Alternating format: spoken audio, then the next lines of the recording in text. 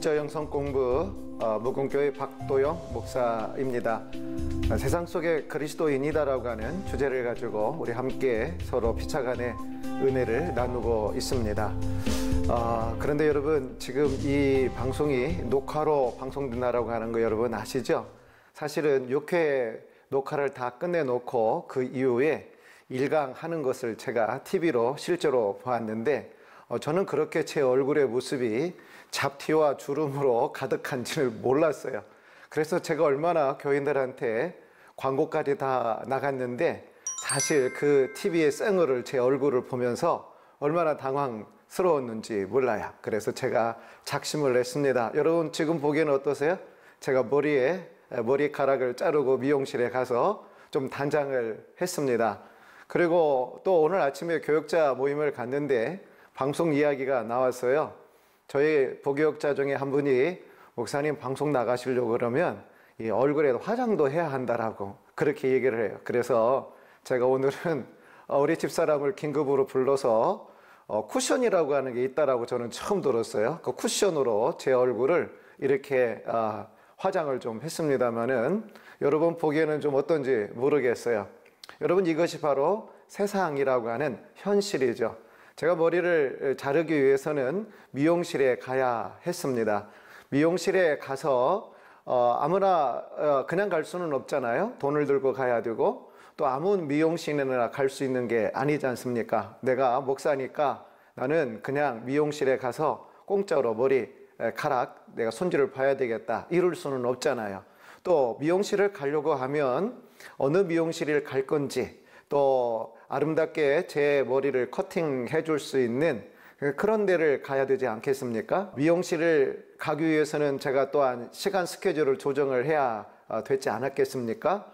우리는 이렇게 저렇게 시간의 제약을 받고 또 우선순위를 정해가면서 내가 무엇인가를 하려고 하면 모든 순서를 정해서 1순위, 2순위, 3순위 이렇게 해서 그 시간 스케줄을 따라서 우리는 세상을 살아갈 수밖에 없게 되는데 아까도 말씀드렸습니다마는 미용실에는 그냥 가는 것이 아니다라고 하는 거예요. 주머니에 돈을 가지고 가야 머리를 자를 수가 있습니다.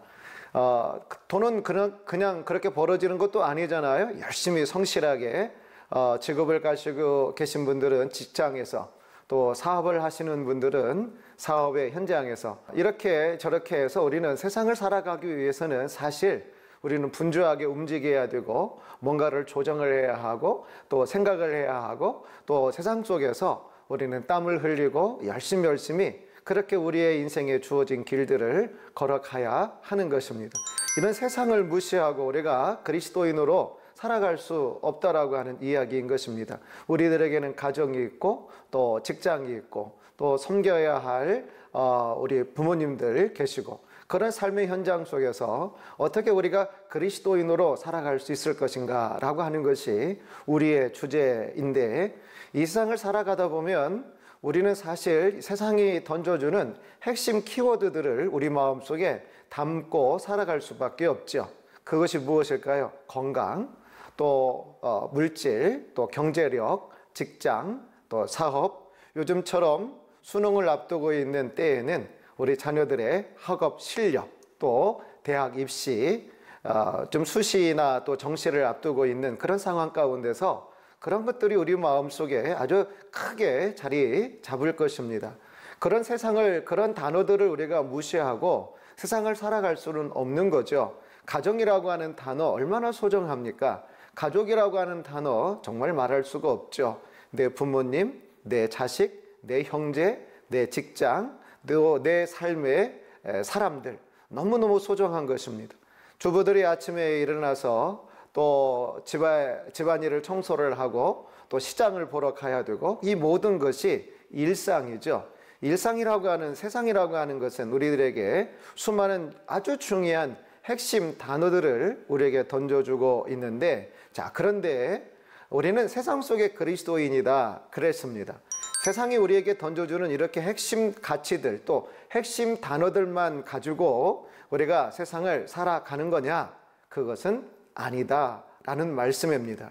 우리들에게 또 한 가지 비록 이 세상이 우리들에게 돈이 제일 중요하고 또 직장도 중요하고 대학 입시도 중요하고 건강도 중요하고 이렇게 저렇게 친구를 만나서 교제하고 단풍철과 같은 이런 때에는 또 유흥을 즐기고 이런 것들이 아주 중요하게 다가오지만 그러나 우리들에게 이것 외에 반드시 우리가 마음에 깊이 담기고 담아서 살아가야 할 단어, 핵심 또 다른 이 모든 것들보다 어떻게 보면 더 그 이상의 핵심 가치 또 핵심 단어가 있다라고 하는 것입니다.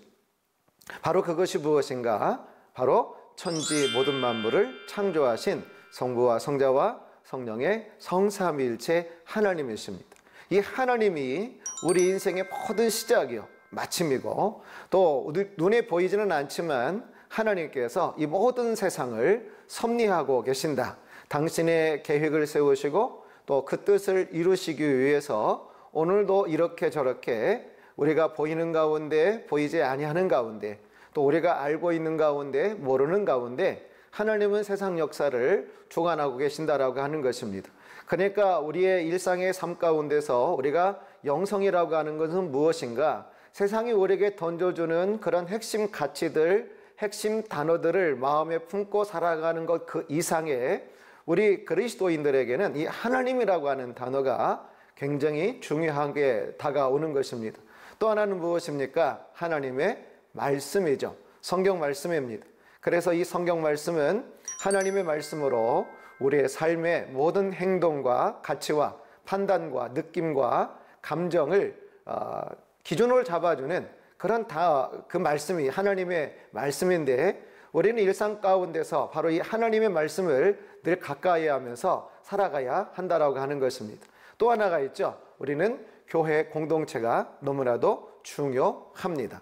함께 주일날마다 모여서 같이 교제하고 예배하고 또 서로의 안부를 묻고 또 함께 신앙의 삶을 꾸려나가는 이 공동체, 이 신앙의 공동체인 교회라고 하는 공동체는 우리가 세상 속에 살아가는 우리들에게 있어서 절대로 멀리할 수 없는 핵심 단어요 가치 중에 하나가 되는 것입니다. 자, 그러니까 우리가 이 세상을 살아가는 데 있어서 우리들에게는 직장도 중요하고 또 학교도 중요하고 경제력도 중요하지만은 그러나 우리들에게 반드시 우리가 주목하고 지향하여 나가야 할 그런 가치와 단어가 있는데 바로 그것이 하나님이시고 또 성경 말씀이고 교회 공동체가 된다라고 하는 것입니다. 그래서 우리는 세상 속의 그리스도인, 우리는 세상인이 아니고 그저 사회인이 아니고 나는 직장의 어떤 계장, 팀장 이런 것으로 끝나는 게 아니고 나는 지방의 의장이지 나는 국회의원이지 나는 사회적인 어떤 타이틀 나는 사장이지 이런 타이틀만이 중요한 게 아니라 바로 우리는 세상 속의 그리스도인이다라고 하는 그런 말씀인데 그래서 우리는 이 세상을 살아가면서도 하나님의 말씀을 우리는 늘 주목하고 우리의 삶의 에너지, 우리 삶의 소망, 우리 믿음의 근거, 삶을 살아가는 능력을 우리는 어디서 취해 가야 하느냐? 바로 하나님의 말씀인데 오늘 하나님의 말씀을 한 번 더 보겠습니다. 오늘 말씀 출애굽기 3장 1절에서 5절 다시 한번 여러분과 함께 합독하고 오늘 말씀을 이어나가겠습니다. 출애굽기 3장 1절에서 5절의 말씀 모세가 그의 장인 미디안 제사장 이도르의 양떼를 치더니 그 떼를 광야 서쪽으로 인도하여 하나님의 산 호렙에 이르매 여호와의 사자가 떨기나무 가운데로부터 나오는 불꽃 안에서 그에게 나타나시니라. 그가 보니 떨기나무에 불이 붙었으나 그 떨기나무가 사라지지 아니하는지라. 이에 모세가 이르되 내가 돌이켜 가서 이 큰 광경을 보리라.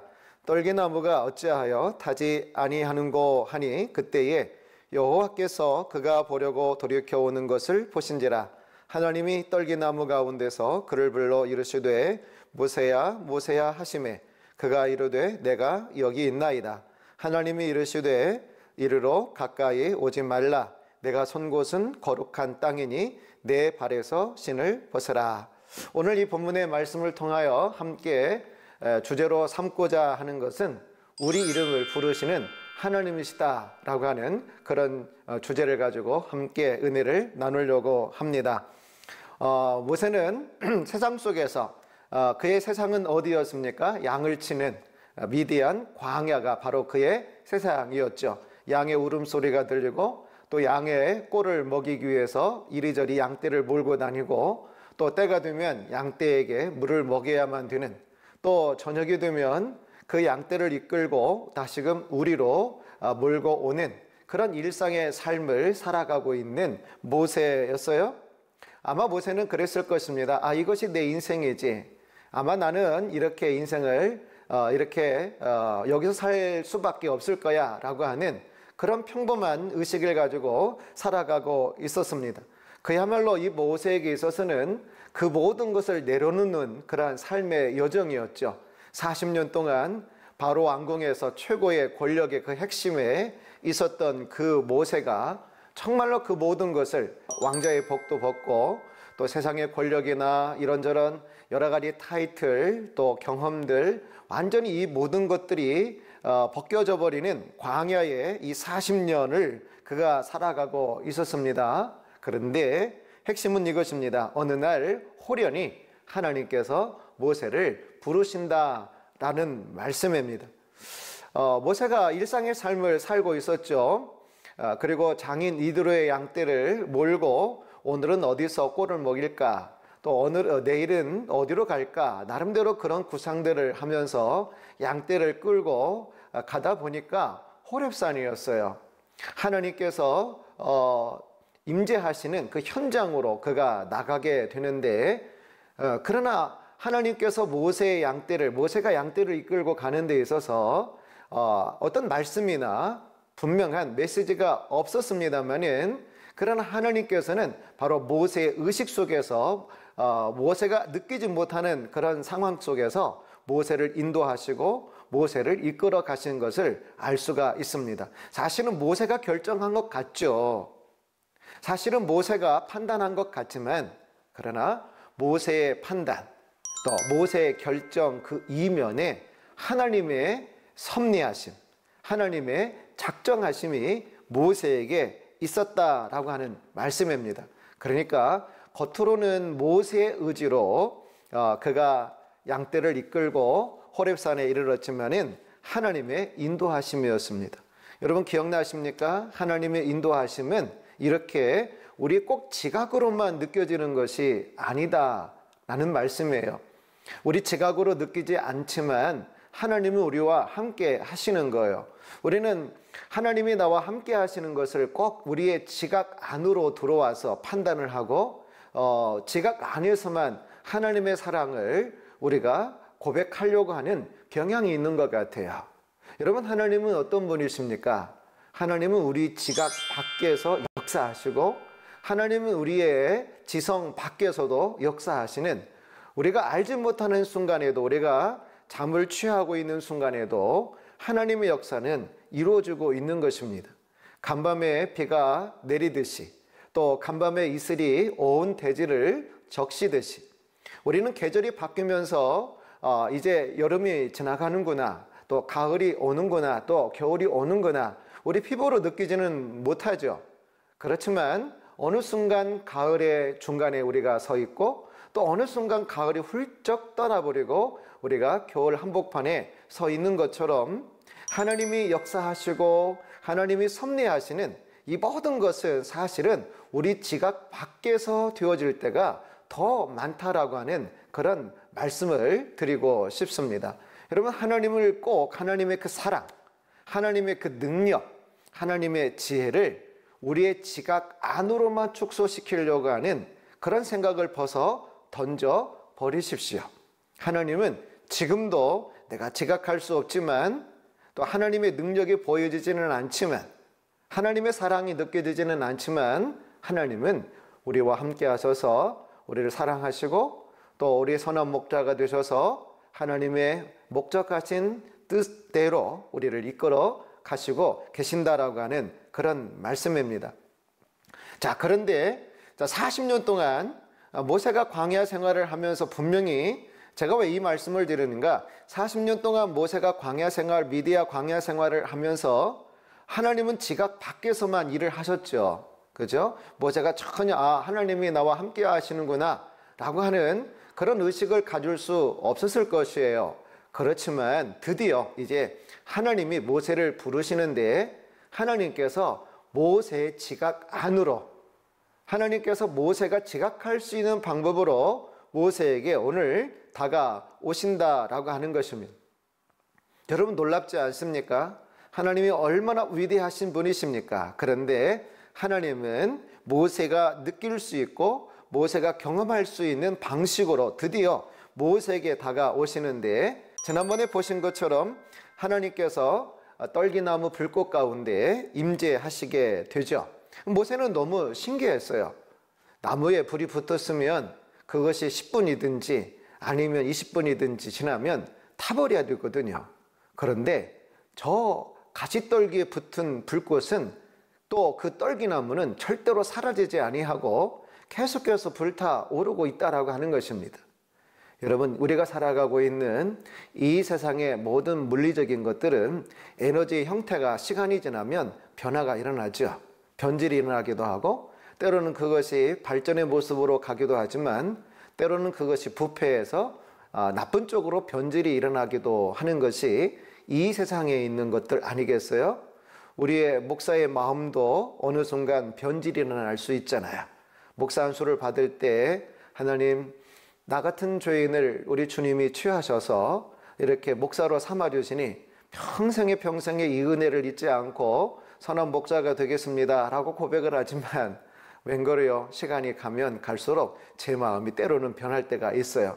저만의 문제는 아닐 거라고 생각을 해요. 여러분도 마찬가지 아니겠어요? 자, 이 세상 속에 있는 모든 것은 그렇게 이 시간의 영향을 받으면서 외형이 변하든지 또 내용이 변하든지 속이 변하든지 이렇게 변하게 되는데, 그러나 하나님은 그렇지 않다라고 하는 것을 말씀드리려고 제가 이 말을 드리는 것입니다. 떨기나무의 불꽃에 이것이 사그러지든지 없어지든지 꺼져버려야 되는데, 그런데 그렇지 않다라고 하는 것입니다. 여러분 꼭 고백하십시다. 하나님의 사랑 변함 없습니다. 우리의 사랑은 시간과 상황에 따라서 변할 수도 있고 또 이렇게 저렇게 모양이 바뀔 수가 있지만 하나님의 사랑, 하나님의 지혜, 하나님의 능력은 변함이 없으십니다. 이걸 우리가 신학적으로 뭐라고 그래요? 영원하신 하나님이시다 이렇게 말씀드리게 됩니다.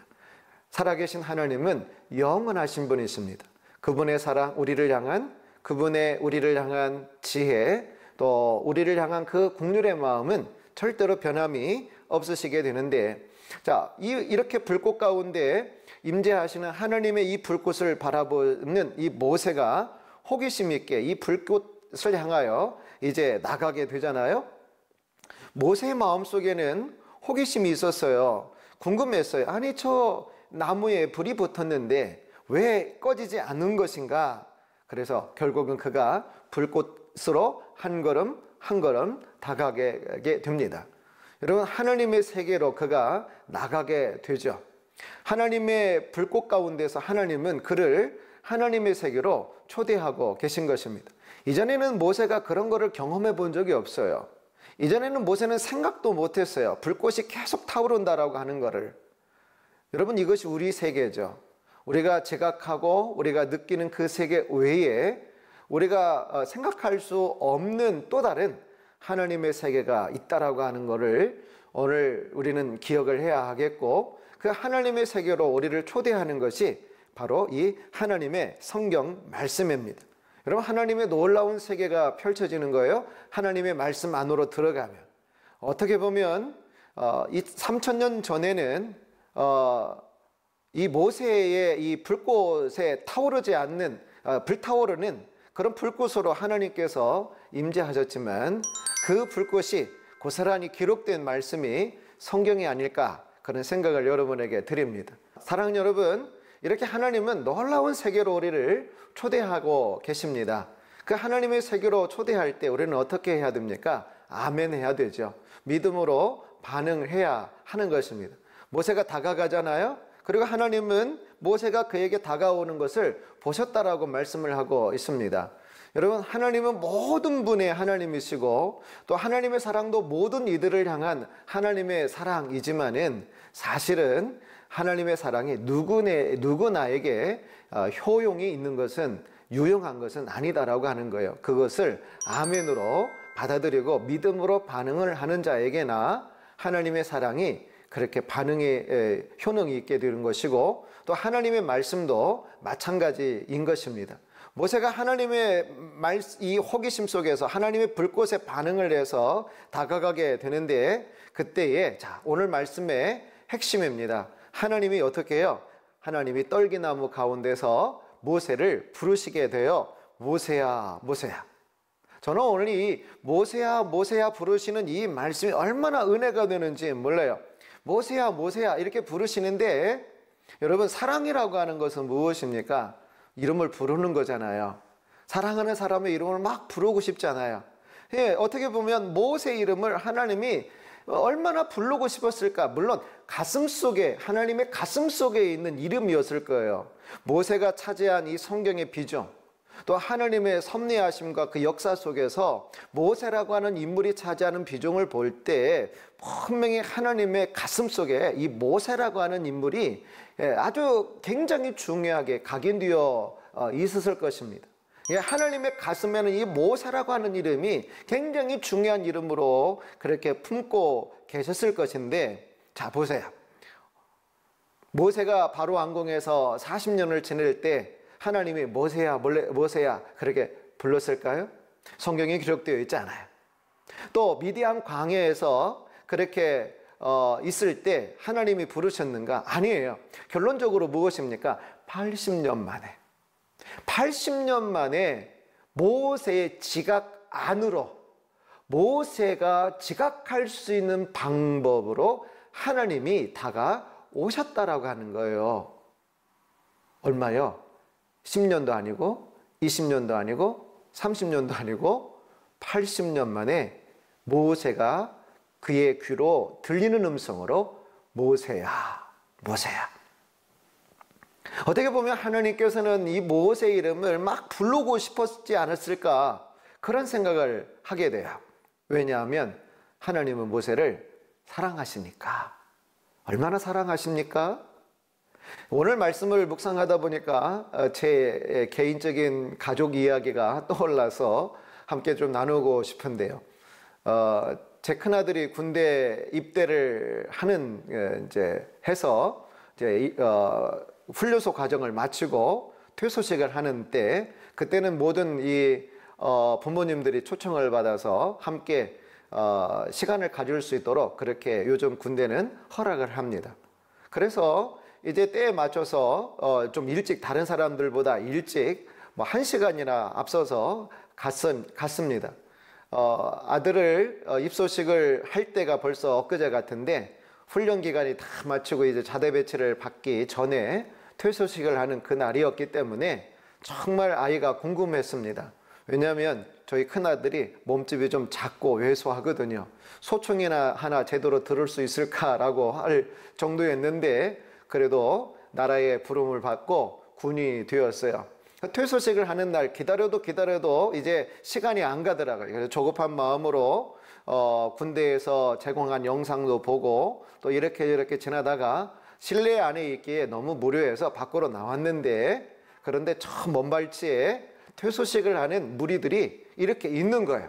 그래서 제가 아버지잖아요. 또 그 무리들 중에 제 아들이 있잖아요.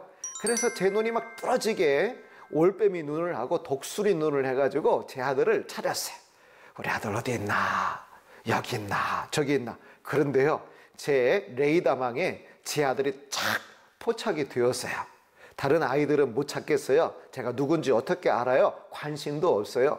그러나 제 아들은 제가 사랑하거든요. 그러니까 제 레이더망으로 탁 어디 있는가 찾은 거예요. 찾아가지고 딱 보는데 같은 동료들끼리 이야기를 하고 있어요. 그래가 제가 어떻게 하는지 아십니까? 제 아들의 이름을 이 방송으로 부를 수는 없겠고 아들의 이름을 누구야 불렀어요. 그런데요, 이것이요, 들은 채도 안 해요. 아는 채도 안 해요. 제가 더 어떻게 했어요? 더 큰 소리로 불렀죠. 누구야 왜냐하면 얼마나 불러보고 싶었어요. 그리고 그 아들 이름을 부르면서 그 아들이 환호해 주기를 기다리는 마음으로 그렇게 불렀는데 아들은요 들은 채도 안 해요. 근데 제가 분명히 느꼈거든요. 저것이 지금 내 목소리를 듣고 있는데 왜 아는 채를 하지 않을까? 그래서 이제 어떻게 했을까? 손을 번쩍 들고 여기 아빠 이렇게 했어요. 그런데 그 아들이 아는 채를 결국은 하지 않았어요. 나중에 그 이야기를 해주더라고요. 그때 부대장이 오는 시간이 임박해서 자기가 쫄병이기 때문에 아빠에게 그 아는 채를 하지 않았다라고 그렇게 이야기를 하더라고요. 여러분, 아들이니까 사랑하니까 늘 언제나 가슴에 묻고 중보기도 하고 또 군생활을 잘 할 수 있을까? 늘 그 이름이 그렇게 가슴에 담겨지는 이름 아니겠습니까? 사랑하니까, 가족이니까. 또 그 이름이 늘 불러보고 싶은 이름이잖아요. 하나님께서 모세가 그랬다라고 하는 거예요. 얼마나 하나님께서 모세의 이름을 하나님은 마음껏 모세야 모세야 내가 너를 사랑한다. 내가 너와 함께하고 있노라. 너 염려하지 말아라. 너 두려워하지 말아라. 왜 낙심하느냐. 모세야 모세야 너의 이름은 내 가슴에 있는 이름이다. 여러분, 하나님이 모세에게 그렇게 말씀해 주고 싶지 않았을까요? 그런데 요점은 이거예요. 모세가 가장 힘들고 모세가 가장 어려울 때는 하나님이 모세 이름을 불러주지 않으셨어요. 이해가 되시나요? 모세가 광야로 도망가는 그 순간에 가장 모세에게는 힘든 시간이었을 거예요. 자기의 왕자의 옷을 벗어 던져버리고 또 세상의 중심이라고 이야기할 수 있는 애굽의 이 바로 왕궁에서 쫓겨나는 도망자로, 그리고 그 광야 생활 가운데서 얼마나 자기의 정체성을 발견하지 못해서 혼란스러웠을까요? 내가 누구지? 내가 왕자도 아니고 나는 히브리인인데 나는 뭐지? 나는 어떻게 인생을 살아가야 할까? 수많은 번민과 갈등의 상황이 있지 않았을까요? 그렇게 가장 힘들고 모든 것이 모세에게서 완전히 이제는 사라질 때, 그의 권위도 사라지고 명예도 사라지고 그에게 주어졌던 모든 화려한 이력들이 완전히 사라질 때, 가장 높은 왕자에서 가장 낮은 그 자리로 내려갈 때 그가 얼마나 힘들고 고통스럽고 갈등과 번민과 여러 가지 고민들이 많았을까요? 미디안 광야로 가가지고 그가 저녁이 되면 그냥 잠을 막 달게 잤을까요? 아마 이리 뒤척 저리 뒤척 그랬을까요? 이제 나는 어떻게 살까? 내 인생은 어떻게 되는 것일까? 나는 어떤 존재일까? 그런 수도 없이 하늘의 별을 쳐다보면서 하나님의 이름을 부르면서 히브리 민족의 하나님, 아브라함의 하나님, 이삭의 하나님, 야곱의 하나님, 나는 무엇입니까? 내 인생은 무엇입니까? 나는 어디로 가야 합니까? 내가 무엇을 해야 합니까? 내가 왜 이렇게 되었습니까? 상상되십니까? 어떻게 보면 모세는 미디안 광야에서 울었는지도 모르죠. 얼마나 외로웠을까요? 얼마나 고독했을까요? 그런데 그때 하나님이 모세 이름을 불러 주었을까요? 아니다라고 하는 거예요. 그런데 그러한 경우를 우리는 요셉에게서도 마찬가지로 볼 수 있습니다. 여러분, 영성이라고 하는 게 무엇입니까? 오늘 요셉의 상황에서도 모세와 비슷한 경우가 벌어지게 되는데 어떻게 됩니까? 형제들에게 완전히 배반당해서 구덩이 속에 던져지잖아요. 근데 형제들은 그렇게 놀려주려고 놀래키려고 그런 것이 아니라 사실은 성경을 잘 읽어보세요. 죽이려고 그랬어요. 그의 모습들이 얼마나 포악했을까요? 형제들의 그 형님들의 얼굴이 얼마나 잔악한 모습으로 변했을까요? 그 순간에서 요셉은 얼마나 형님들 왜 이러십니까? 살려주십시오. 살려주십시오. 얼마나 애걸복걸하고 요셉의 신앙으로 보면 그 상황 가운데서 얼마나 요셉은 하나님의 이름을 불렀을까요? 하나님, 하나님, 하나님, 나 무서워요. 형님들 왜 그러십니까? 하나님, 나를 도와주세요. 하나님 어디 계십니까? 하나님 어디 계십니까? 가장 힘든 순간이 아니었을까요? 그런데 하나님께서 요셉에게 나타나셔서 요셉의 이름을 불러주셨나요? 아니다라고 하는 거예요. 형제들에 의해서 배반당하고 형제들에 의해서 죽임당하는 그런 순간이었던 것이에요. 앞날이 얼마나 캄캄합니까? 얼마나 두렵습니까? 얼마나 놀랍습니까? 사랑하는 여러분, 이 요셉을 죽이려고 하는 사람들은 어떤 원수였다든지 어떤 다른 사람이었다든지 강도떼였다든지 어떤 산적이나 해적이 아니다라고 하는 거예요. 형제들이에요. 형제들에 의해서 죽임당하려고 하는 이 상황은 정말 말할 수 없는 슬픔이고 말할 수 없는 비통함이잖아요. 우리 중에 형제들로부터 배반당하신 분 계십니까? 바로 여기서부터 영성이 필요합니다. 그게 바로 영성이에요.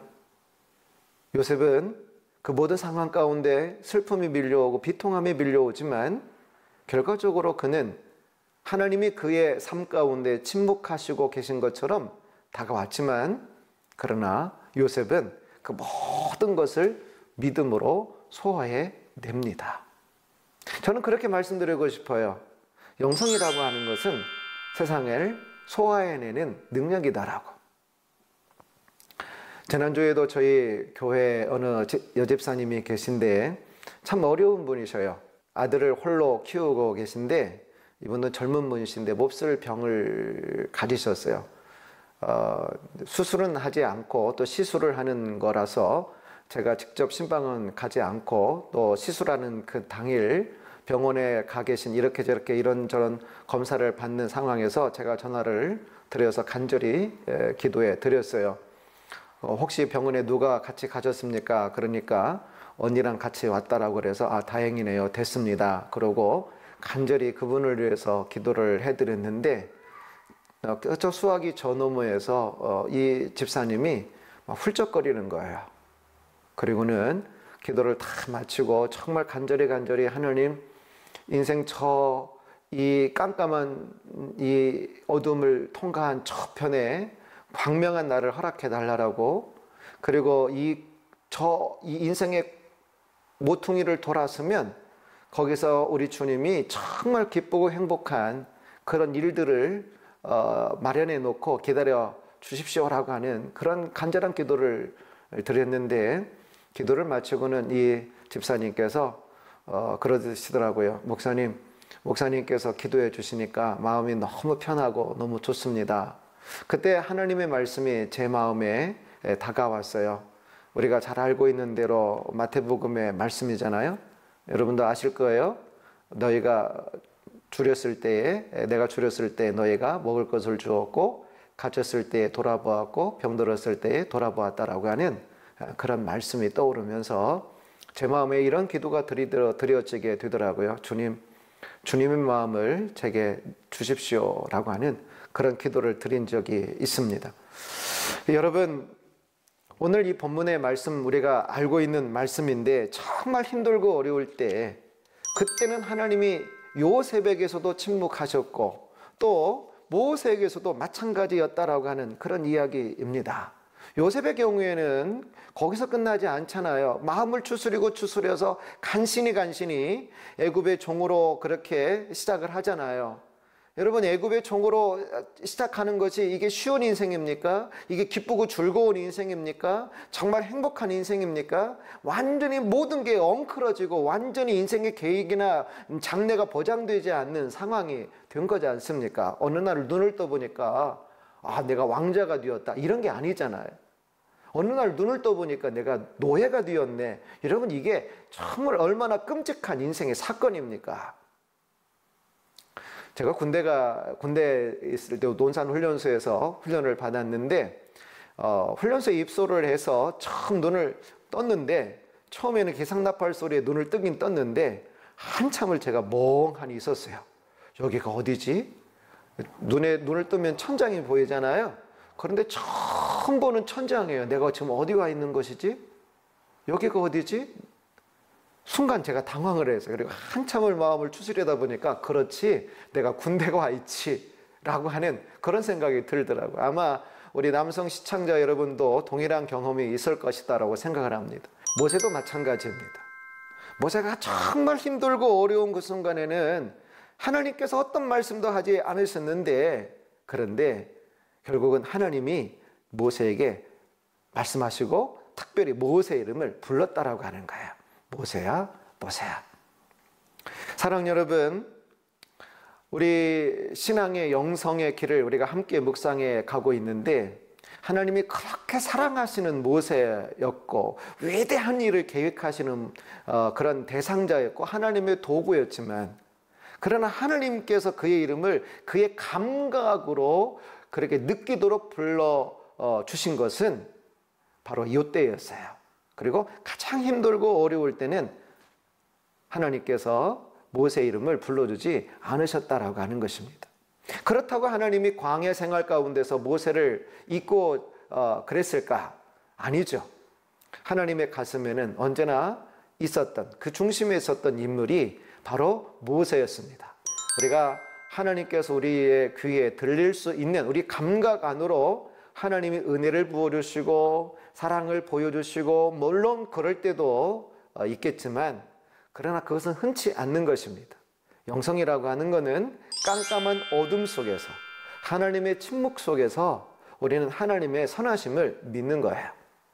하나님의 동행을 믿는 거예요.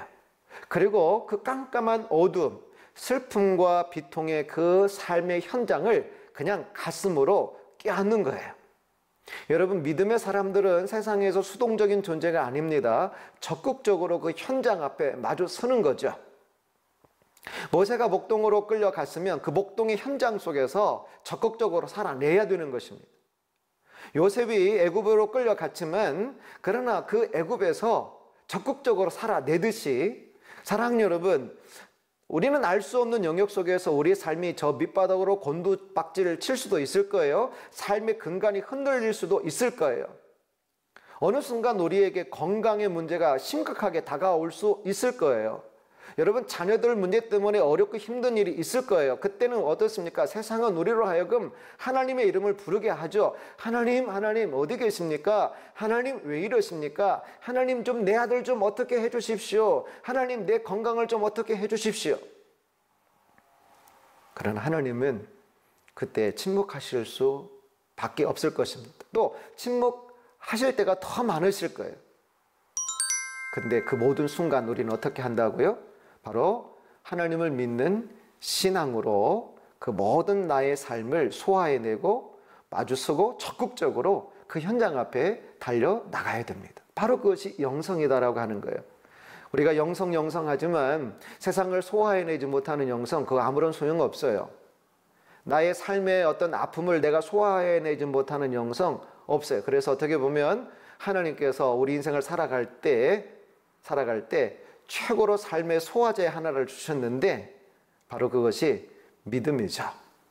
믿음으로 말미암아, 의인은 믿음으로 말미암아 살리라라고 하는 귀한 말씀이 있는데, 하나님은 모든 것이 합력하여 그 사랑하는 자에게 모든 것이 합력하여 선을 이루신다라고 하는 그 말씀을 늘 기억하고, 또 하나님은 내 지각과 내 지식과 이 모든 것을 뛰어넘어서, 비록 내 눈에 보이지 않지만, 내가 지각할 수 없지만, 그러나 하나님의 선하신 계획과 뜻 가운데 내가 있다. 비록 지금 내 눈물과 내 아픔과 내 이 낙심과 또 어려운 이 현실은 그것이 하나님께서 나를 덜 사랑하는 증거가 아니다라고 하는 믿음이 필요하다라고 하는 것입니다.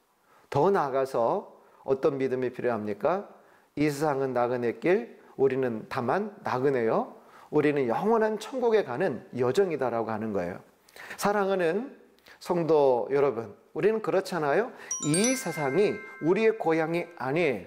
그리고 이 세상이 인생 신앙 경주의 마지막 선이 아니다라고 하는 거예요. 우리가 이 땅에서 헌신하고 수고하고 충성하지만, 또 믿음으로 산다라고 하지만, 삶은 여러 가지 이렇게 저렇게 힘들 수가 있습니다. 왜 하나님은 나에게 보상해 주지 않는가? 왜 하나님은 내 인생이 이렇게 끝나는가? 여러분 혹시 기억나십니까? 하나님의 역사를 짧게 보면 안 된다라고요? 하나님의 역사하심, 하나님의 섭리하심은 우리가 생각하는 것보다 더 깁니다. 그리고 결국은 영원한 천국에서 우리에게 허락하실 영생의 상급을 우리는 그렇게 바라보면서 살아가야 하는 것입니다. 여러분, 그렇다라고 하나님께서 모세의 이 40년 광야 생활 가운데 함께하지 않으셨느냐? 아니다라니까요. 하나님께서는 그와 함께 하셨던 것이고, 요셉이 애굽으로 팔려갈 때 하나님은 멀찍이 서 계셨느냐? 그렇지 않다니까요. 어떻게 해요?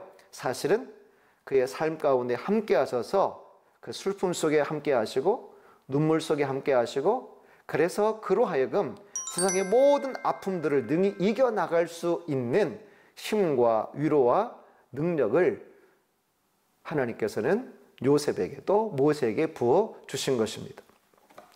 오늘 말씀을 이제는 정리할 시간이 된 것 같습니다.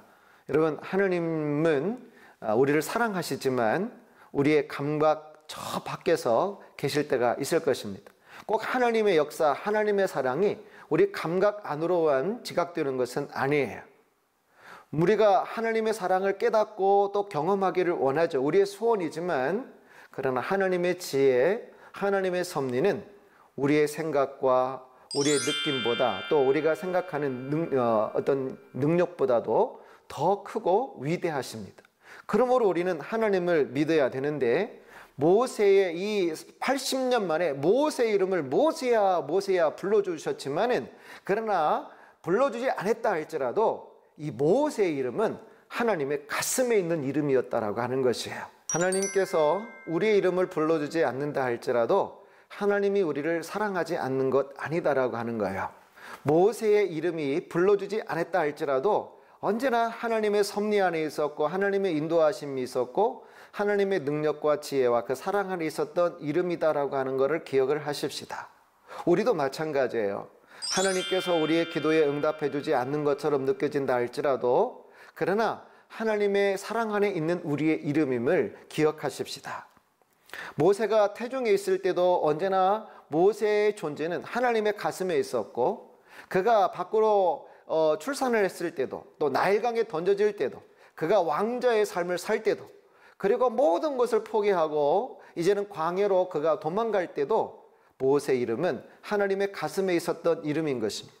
모세가 자기 인생의 자기 정체성에 대해서 고민을 할 때도, 이렇게 저렇게 자기 인생을 향하여, 미래를 향하여 염려할 때도 하나님은 그와 함께 하셨습니다. 모세가 잠을 자지 못하고 이리 뒤척 저리 뒤척 할 때도 하나님은 모세를 바라보고 계셨고 그와 함께 하셨던 것입니다. 사랑하는 여러분, 우리의 이름이 하나님의 가슴에 있는 이름입니다. 그리고 오늘 우리의 이 삶의 현장은 절대로 하나님의 은혜에서 떨어진 현장이 아닌 것입니다.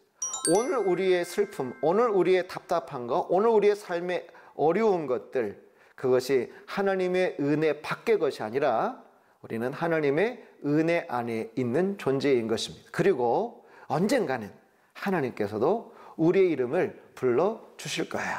사랑하는 자야, 사랑하는 딸들아, 사랑하는 아들아, 사랑하는 자야. 사랑하는 여러분, 하나님께서 우리의 이름을 불러주실 그날까지 우리는 어떻게 해요? 주님을 바라보며 믿음으로 그렇게 한 걸음씩 한 걸음씩 나갈 수 있기를 바랍니다. 물론 세상의 현실은 쉽지는 않을 거예요. 현실은 우리의 생각만큼 우리가 생각대로 되어지지는 않을 것이 분명한 것입니다. 현실 속에서 우리 그리스도인으로 살아가는 것이 그렇기 때문에 어렵습니다만은, 그렇기 때문에 하나님께서는 우리가 이 세상 속에서, 눈물 속에서, 힘들고 어려운 그러한 답답한 현실 속에서 믿음으로 살아갈 때 하나님께서 그 믿음을 의롭다 하시고 또 그 믿음을 인정하시고 우리에게 위대한 하나님의 믿음의 사람으로 우리를 인정해 주실 것입니다. 사랑하는 여러분, 여러분의 삶 속에 하나님의 위로와 은혜와 평강이 늘 언제나 함께 하시기를 주님의 이름으로 축복합니다.